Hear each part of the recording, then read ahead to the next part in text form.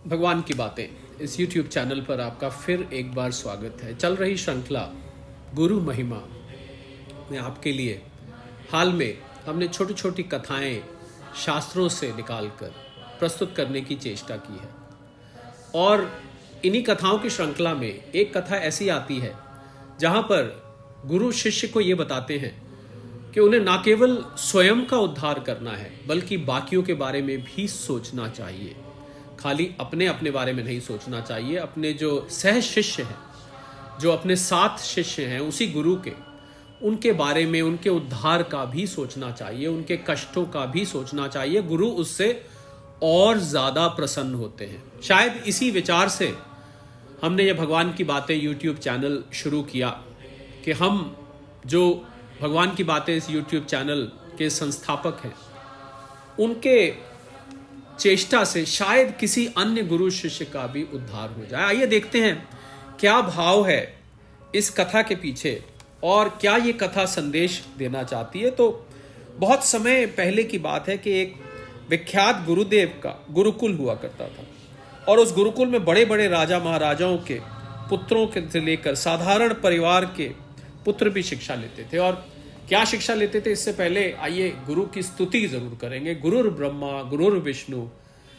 गुरुर्देव महेश्वरा गुरुर साक्षात परब्रह्म तस्मै श्री गुरुवे नमः, तस्मै श्री गुरुवे नमः। तो अनेक वर्षों से शिक्षा प्राप्त कर रहे कुछ शिष्यों की शिक्षा पूरी हो चुकी थी। अब वो सभी बड़े उत्साह के साथ अपने अपने घर लौटने की तैयारी कर रहे थे। तभी गुरुदेव ने सभी को मैदान में बुला लिया, सबको इकट्ठा कर लिया और सभी शिष्य मैदान में पहुंच गए। गुरुदेव बोले, प्रिय शिष्यों, आज इस गुरुकुल में आपका अंतिम दिवस है। मैं चाहता हूं कि जाने से पहले आप सभी एक छोटी सी परीक्षा देने के लिए एक दौड़ में भाग लें।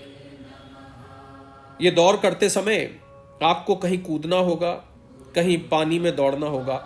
इस दौड़ के अंतिम पड़ाव में आपको एक अंधेरी कंदरा गुफा टाइप है, उसमें एक अंधेरी जगह बनी हुई थी, उसमें से निकलना पड़ेगा। तो क्या आप सब तैयार हैं? जैसे हम लोग स्कूल में स्टीपल चेस करते थे जिसमें बहुत सारी ऑब्स्ट्रक्शंस होती थी। तो सारे शिष्य एक ही स्वर में बोले, हाँ हम बिल्कुल तैयार हैं। और दौड़ शुरू हो गई।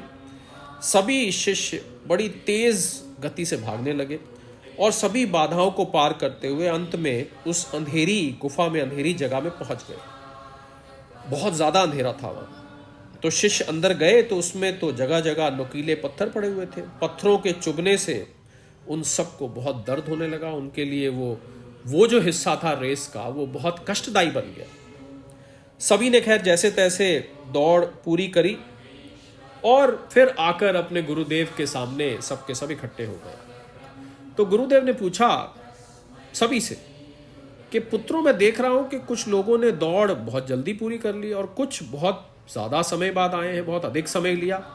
भला ऐसा क्यों हुआ?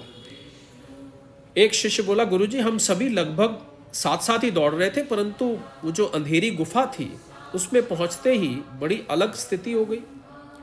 कोई दूसरे को धक्का देकर आगे निकलने लगा हुआ था, तो कोई संभल कर आगे बढ़ रहा था और कुछ तो ऐसे भी थे जो पाँव में चुभ रहे पत्थरों को उठा कर अपनी जेबों में, अपने थैलों में भर रहे थे, इसलिए कि पीछे आने वाले लोगों को वो पीड़ा सहन ना करनी पड़े।